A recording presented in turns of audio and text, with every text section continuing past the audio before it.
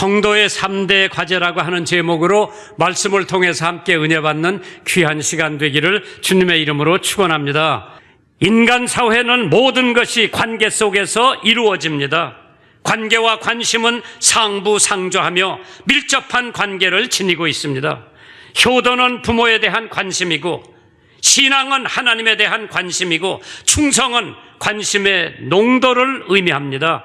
사랑도 이웃에 대한 관심을 뜻합니다.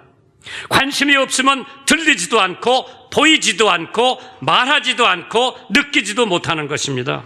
무관심은 살풍경한 사회를 만들고 가정을 만들고 교회를 만든다고 했습니다.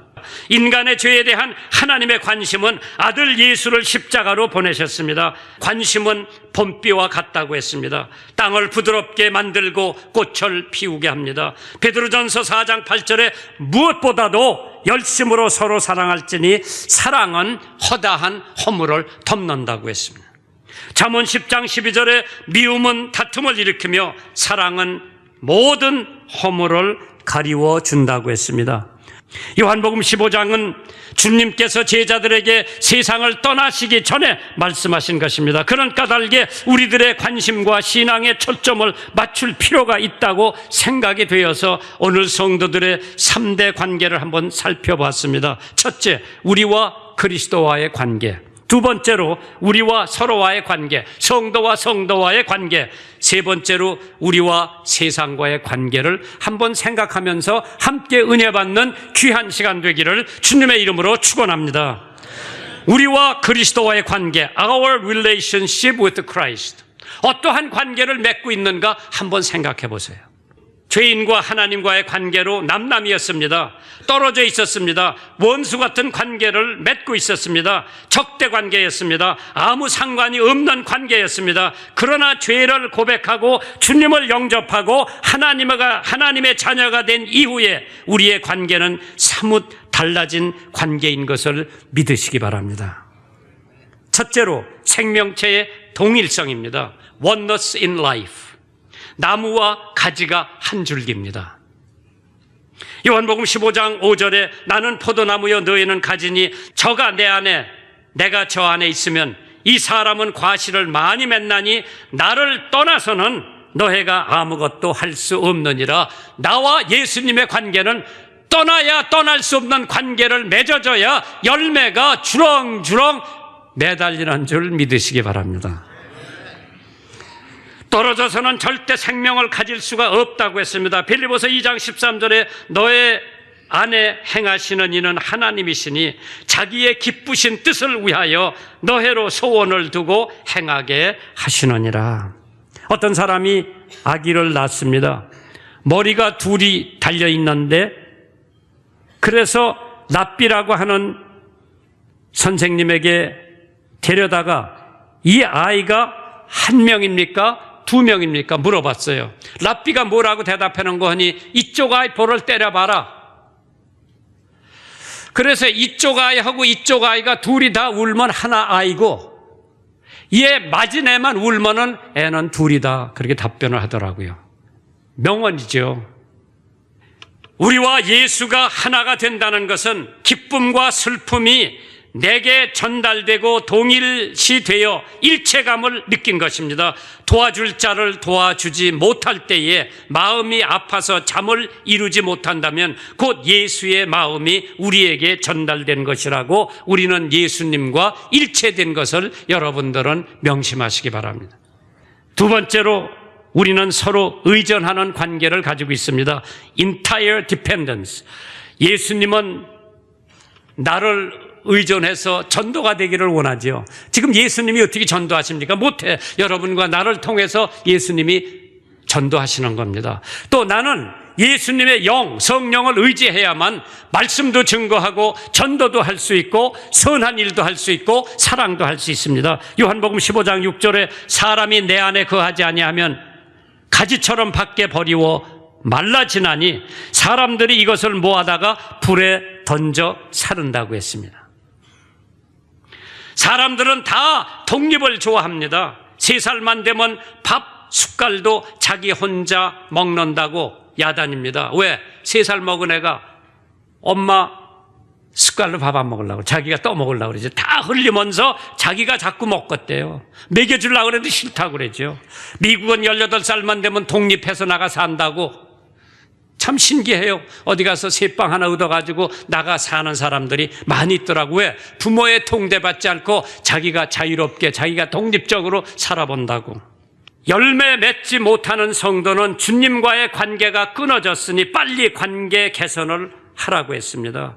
주님께서 기다리고 계십니다. 빌립보서 4장 13절에 내게 능력 주시는 자 안에서 내가 모든 것을 할 수 있느니라. 누가 능력을 줍니까? 예수님 영이 우리들에게 능력을 주시는 줄 믿습니다. 이 세상에 독불장군은 없습니다. 기독교계에서도 독불장군은 없습니다. 성경에 보면은 주님께서 서로 사랑하라. 이 관계성이죠. 서로 용서하라. 이것도 관계성이죠. 서로 기도하라. 그렇기 때문에 나 혼자 신앙생활을 독불장군으로서 할 수 없습니다. 어떤 신학생이 무리 목사님을 찾아와서 제가 꼭 교회 나가서 예배를 드려야 됩니까? 내가 집에서 혼자 예배 드릴 수 없습니까? 그러니까 무리 목사님이 대답 대신에 커다란 석탄 난로에서 석탄 시뻘겋게 타오르고 있는 석탄 한 덩어리를 꺼내서 옆에다 놨습니다. 얼마 안 가니까 불이 꺼져가지고 새카맣게 됐어요. 그러면서 무리 목사님이 하는 얘기가 이 석탄들이 한꺼번에 섞여져서 불이 활활 탈 때에 용광로처럼 뜨거워지는 거지. 이렇게 떨어져 혼자 있으면은 불이 꺼지고 나중에는 새카맣게 타서 가만히 있게 된다고 대답을 하니까 그 후부터는 교회를 빠지지 않고 열심히 교회 나가서 성도들의 교제가 성립됐다고 하는 얘기가 있습니다. 세 번째로 협동의 관계, cooperation. 요한복음 15장 8절에 너희가 과실을 많이 맺으면 내 아버지께서 영광을 받으실 것이요 너희가 내 제자가 되리라. 열매를 많이 맺는 사람은 예수님의 제자가 된다고 했습니다. 고린도전서에서 보면 우리는 하나님의 동역자라고 했습니다. 나는 심고 아볼로는 물을 주었으되 오직 하나님은 자라게 하셨나니 그런즉 심는 이나 물 주는 이는 아무것도 아니로되 오직 자라게 하시는 하나님 뿐이니라. 인생에서 독창보다 이죽창을 잘 할 수 있어야 한다고 했습니다. 혼자만 말하지 않고 남의 말을 잘 들어주는 것이 바로 이중창을 잘 부르는 인생이라고 했습니다. 아무리 자기 주장이 자신이 있어도 꾹 참고 남의 주장을 들어보는 것이 이중창을 잘하는 사람의 자세라고 했습니다. 남이 자기를 이해해 주지 않을 때 불만이 생깁니다. 그러므로 마찬가지로 남을 이해하고 그의 노래에 맞추어 노래할 줄 알아야 합니다. 그것을 사랑이라고 부릅니다. 합창을 잘하는 사람은 자기가 노래를 부르면서 남의 노래를 들을 수가 있습니다. 빌립보서 2장 2절에 마음을 같이하여 같은 사랑을 가지고 뜻을 합하여 한 마음을 품으라고 했습니다. 나와 예수님과의 관계가 올바르만 맺어지면은 나의 필요한 것은 하나님께서 책임져 주시는 줄 믿으시기 바랍니다. 여러분들 기록이 날아가는 것을 보셨죠? B자로 날아갑니다. 날아가는 장면 아름다운 경치 이상의 교훈을 던져줍니다. 비행기와 만원경으로 기러기를 추적한 조류학자들은 다음과 같은 결론을 발견했습니다. 첫째, 기러기는 혼자 나는 것보다 떼를 지어 나를 때에 71%나 더 오래 나를 수 있다고 했습니다. 혼자는 하는 것보다 함께 힘을 합하는 것이 그들에게는 엄청 큰 도움이 되기 때문에 둘째, 기러기는 왜 V자로 만들어 나가는가? 이것은 천부의 지혜로 뒤따르는 기러기들이 나르기 쉽게 만들기 때문에 B자로 날아간다고 합니다. 세 번째로 기러기들은 나르면서 계속 소리를 지르면서 웁니다. 이것은 힘들기 때문에 지르는 비명이 아니랍니다. 기러기의 울음은 두 가지의 의무를 지니고 있다고 합니다. 하나는 자기의 위치를 알리고 방향을 제시하는 것이라고 했습니다. 다른 하나는 서로 격려하는 나팔 소리와 같다고 했습니다. 힘드니까 소리를 내면서 가면은 서로 위로가 된답니다. 그래서 군인들 군가도 부르면서 구호도 하면서 가면서 앞으로 가 이렇게 하면서 열심히 가면은 힘이 덜 든다고 그러죠. 그렇기 때문에 기러기들도 그런 소리를 내면서 가는데, 네 번째는 만일 한 마리가 아프거나 부상을 함께 여행을 계속하지 못할 경우에 반드시 두서너 마리가 같이 내려와서 보호해 준답니다. 이것이 우리와 그리스도와의 관계입니다. 우리가 어려움을 당하고 힘들 때 예수님께서는 보혜사 성령을 우리 곁에 보내서 우리로 하여금 힘들지 않게 보호해 주시고 도와주시는 줄 믿으시기 바랍니다. 두 번째로 성도와 성도와의 관계, our relationship to one to another. 그리스도 안에서 하나의 관계, one in Christ. 우리는 다 권 씨도 있고 박 씨도 있고 이 씨도 있고 서 씨도 있고 김 다 달라요. 그런데 우리는 그리스도 안에서 하나의 관계를 맺은 사람들입니다. 내가 아프리카에 가서 예수 믿는 사람들 만나면 자기 집이나 초대해다가 밥 먹이고 자기 집이 재우고, 왜? 예수라고 하는 그 하나의 목표 때문에 서로 벌써 친해진 거예요. 우리는 그리스도 안에서 하나가 된 줄 믿으시기 바랍니다. 요한복음 15장 16절에 너희가 나를 택한 것이 아니요 내가 너희를 택하여 세웠나니 이는 너희로 가서 과실을 맺고 하고 또 너의 과실이 항상 있게 하여 내 이름으로 아버지께 무엇을 구하든지 다 받게 하려 함이니라. 사람들이 침례교, 장로교, 감리교, 순복음, 성결교 사람들이 갈라놓은 거예요. 하나님이 갈라놓은 거 아니에요. 하지만 우리가 예수만 믿으면 한 형제요, 한 자매요, 한 성도입니다. 믿음 안에서 동서남북이 없습니다. 우리는 다 그리스도 안에서 하나예요. 두 번째로 사랑 안에서 하나가 된 관계입니다. One in love. 우리는 서로 사랑하기 때문에 하나가 됐어요. 빌그램 목사님이 마지막 설교를 73년도에 하면서 서로 사랑하라, 서로 사랑하라, 서로 사랑하라. 그때 한국은 이미 교단위로 갈라질 대로 갈라지고 찢어질 대로 찢어지고 남북 전라도, 경상도, 서울대학, 연세대학, 고려대학 다 자기네들. 그때 목사님의 설교가 하나가 되라 그랬어.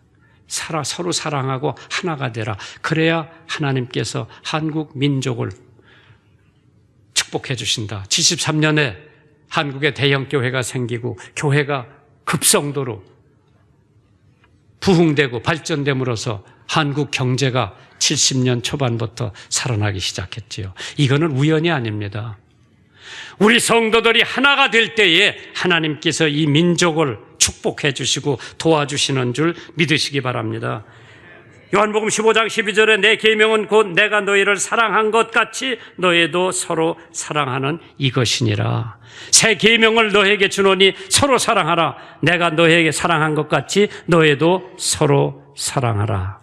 내가 예언하는 능이 있어 모든 비밀과 모든 지식을 알고 산을 옮길 만한 모든 믿음이 있을지라도 사랑이 없으면 내가 아무것도 아니다. 사랑은 서로 다른 사람들을 하나로 묶을 수 있는 신비한 띠라고 했습니다. 사랑이 무릇 익으려면 피차가 상대의 해석자가 되어야 합니다. 상대방의 고민, 고독, 걱정을 사랑으로 해석할 수 있을 때에 그 입에서 위로가 나오고 격려가 나오고 긍정적인 언어가 나올 수가 있다고 했습니다. 사랑은 표현이며 자기를 던지는 것이며 아낌없이 주는 것이 사랑이라고 했습니다. 구체적으로 사랑이란 의심을 보류하고 신뢰하는 것이고 저주를 보류하고 축복하는 것이고 공격의 화살을 늦추고 받아들이는 것이고 비판보다 감사하는 것, 요구보다 먼저 주는 것, 섭섭한 생각보다 용서와 관용하는 것, 남을 시키기 전에 내가 뛰는 것이 사랑이라고 했습니다. 요한복음 15장 16절에 너희가 나를 택한 것이 아니요 내가 너희를 택하여 세웠나니 이는 너희로 가서 과실을 맺게 하고 또 너의 과실이 항상 있게 하여 내 이름으로 아버지께 무엇을 구하든지 다 받게 하려 하심이니라. One in word. 우리는 사역에서도 하나가 됐어요. 그래서 어느 고아원 돕자, 양로원 돕자, 어디 군인들 돕자, 개척교회 돕자, 서로 하나가 된 거예요. 하나님의 사역의 하나가 됐습니다. 전도 사역도 하나, 기도 사역도 하나, 찬양 사역도 하나, 봉사 사역도 하나, 이 교회의 모든 사역의 초점은 하나님의 영광이요, 구력의 노력이요, 제자를 만드는데 목표는 하나입니다. 그래서 우리가 하나님의 사역도 하나가 되어야 됩니다. 배의 선장은 하나뿐입니다. 그 선장은 예수요. 우리는 선원입니다. 그래야 그 배가 순항할 수가 있고, 우리 교회의 선장은 예수님이에요. 그분의 명령만 따르면 신앙의 배는 순항하게 갈 겁니다. 우리와 세상과의 관계, our relationship to the world. 어떠한 관계냐? separation. 우리는 세상과 성별돼야 돼. 세상과 분리돼야 돼요. 그렇다고 우리가 수돗물을 마시지 말라는 거 아니고, 택시 타지 말라는 게 아니고, 버스 타지 말라는 게 아니고, 우리는 세상에 살고 있지만은 이 세속에 물들지 말아야 된다고 하는 뜻입니다. 그래서 요한복음 15장 19절에 너희가 세상에 속하였으나 세상이 자기의 것을 사랑할 터이나 너희는 세상에 속한 자가 아니요 도리어 세상에서 나의 택함을 입은 자인 거로 세상이 너를 미워하리라. 세상이 미워한다고 하는 것은 세속의 이 시스템, 마귀의 시스템이 여러분들을 미워할 거예요. 술 먹으러 가자는데 안 가지. 도박하러 가자는데 안 가지. 왜? 우리는 세상에서 살고 있지만은 세상에 속한 사람들이 아니에요. 우리는 하나님에게 속한 사람들이기 때문에. 요한일서 2장 15절에 이 세상이나 세상에 있는 것들을 사랑치 말라. 누구든지 세상을 사랑하면 아버지의 사랑이 그 안에 있지 않다고 했습니다. 나에게 나의 종교가 있습니다. 교회에 필요 없다고 생각하는 사람은 다음과 같은 몇 가지 종류의 생각을 가지고 있습니다. 혹시 이러한 생각 중에 그대가 한 가지 이상을 가지고 있다면 그것은 종교가 지루해질 수 있는 요소를 충분히 내포하고 있으므로 그대는 새로운 결심으로 은총을 기다려야 합니다. 나는 혼자 기도할 수 있다. 여럿이 꼭 교회에 모여서 해야 할 필요가 있는가? 나는 예수를 존경하지만은 반드시 교회에 갈 필요는 느끼지 않는다. 나는 나대로 신조가 있다. 기독교는 훌륭하지만 교회는 기만적 요소가 많다고 생각이 될 때, 영적인 것이란 교회와 같은 조직체 속에 가둘 수 없는 성격의 것이라고 생각할 때, 다섯째로 교회의 인간적 요소가 종교의 정신을 그르치고 있기 때문에 교회에 소속되는 것은 오히려 나의 이미지를 해칠 수 있다고 생각하는 사람. 교회란 신앙의 어머니와도 같습니다. 우리는 어머니의 행위에 대해서는 비판할 수도 있지만은 어머니가 나에게 생명을 주었다고 하는 엄연한 사실은 부인할 수가 없습니다. 교회는 신앙의 모체라고 할 수 있습니다. 교회를 떠날 때 신앙도 흔들리기 시작하는 것을 우리는 자신의 경험으로 혹은 역사 속에서 나타나는 사람들의 경험을 통해서 확실히 알 수 있습니다. 세상과 벗이 되면 하나님과 원수가 되는 줄 알아야 합니다. 한 사람이 두 주인을 섬길 수가 없습니다. 너희도 처음부터 나와 함께 있었으므로 증거하느니라. 우리는 이 일의 증인이요 하나님이 자기를 순종하는 사람들에게 주신 성령도 그러하니라. 우리는 보고 들은 것을 말하지 아니할 수 없나니. 대인관계에서 그리스도의 증인이 되는 구체적인 방법이 있다고 했습니다. 가족들에게는 자기 중심적 태도를 버리고 상대방의 기쁨을 생각하라고 했습니다. 직장에서는, 사업관계에서는 정직하고 이중적인 행위를 버리라고요. 친구는 물론 일반 사회생활에서도 만나는 사람들에게 친절하고 마음속으로부터 애정을 가지고 대하라고 했습니다. 불행한 사람에게는 같은 처지로 내려앉아 슬픔과 고통을 함께 나누라고 했습니다. 아랫사람에게는 겸손하라고 했습니다. 불의한 자에게는 타협이 없는 원칙을 고수하라고 했습니다. 좋은 일을 당하여 기뻐하는 사람들과 진심으로 축하해주고 함께 기뻐하라고 했습니다. 어떤 가난한 사람이 억울하게 재판을 받게 되었는데 변호사가 없었습니다. 그래서 판사가 그 사람에게 제안을 했습니다. 돈을 안 들여도 변호해 줄 수 있는 변호사를 구해 갖고 오라고 그러니까 그 사람 피고는 이렇게 말을 합니다. 나에게 필요한 것은 변호사가 아니라 증인이 필요합니다. 내가 이 사람을 죽이지 않은 것을 본 사람들이 있기 때문에 그 증인이 필요하지 나에게는 변호사가 필요 없다고 했습니다. 기독교인에게는 대변자가 아니라 증인이 있습니다. 기독교에 대한 설명자가 아니라 자신의 빛의 증인이 되는 것입니다. 증인이라고 하는 많은 것은 성경에 200번이나 나옵니다. 얼마나 중요한 용어인지. 헬라어로 마르투스라고 하는 용어인데 그것이 바로 영어 순교자 마러가 나왔다고 하는 용어라고 합니다. 죽어가면서도 순교해 가면서도 예수를 증거하는 증인이 우리들 가운데 필요하다고 하는 말씀입니다. 우리를 기독교를 변호해 주는 변호사가 필요한 것이 아니라 자기가 예수 믿고 죄사함 받고 술지정뱅이가 온전하게 됐고 도박하는 사람들이 온전하게 된 증인, 증거가 필요하다고 그래서 witness. 다른 사람들이 볼 때 저 사람 개망난이었는데 변했다고 하는 증인이 필요합니다. 변호사가 필요한 것이 아니라 증인이 필요하다고 했습니다. 오늘 이러한 것을 생각하면서 성 프란시스라고 하는 사람에게 제자가 찾아와서 물어봤답니다. 천국 가는 꿈을 꿨는데 그곳에 크고 작은 의자, 보좌들이 많이 늘어서 있더랍니다. 그런데 유달리 크고 화려하고 금이 백이고 보석이 백인 커다란 의자가 하나 눈에 띄더랍니다. 궁금해서 물어봤답니다. 이 보좌는 누구의 것이고 거기 앉을 사람이 누구냐고 천사에게 물어보니까 천사가 이렇게 대답을 하더랍니다. 이 보좌는 세상에서 가장 겸손한 프란시스가 앉을 보좌라고 대답을 하더랍니다. 아무리 자기의 스승이지만은 너무 높은 보좌에 앉는 것이 시샘이 나서 어느 날 조용히 성 프란시스코에게 물어봤답니다. 선생님은 자신을 어떤 사람이라고 생각하십니까? 물어보니까 프란시스가 나는 세상에서 가장 악한 사람이다 대답하더랍니다. 깜짝 놀란 제자가 선생님 그것은 말이 안 되네요.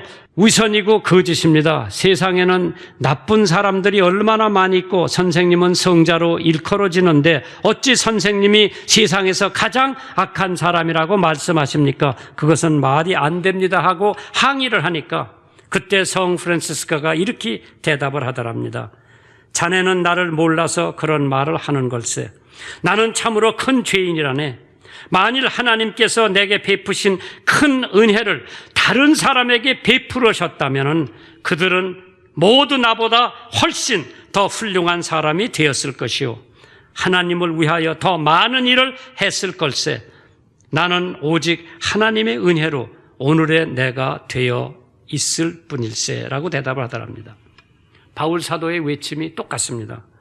나의 나 된 것은 하나님의 은혜로 된 것이니 내게 주신 그 은혜가 헛되지 아니하여 내가 모든 사도보다 더 많이 수고하였으나 내가 아니요 오직 나와 함께 하신 하나님의 은혜라고 고린도전서 15장 10절에 언급을 합니다. 에베소서 2장 5절에 허물로 죽을 우리를 그리스도 안에서 함께 살리셨고 너희가 은혜로 구원을 얻은 것이라고 말씀하고 있습니다. 오늘 여러분과 나와의 관계가 어떠한 관계냐? 하나님과의 관계가 어떠한 관계냐?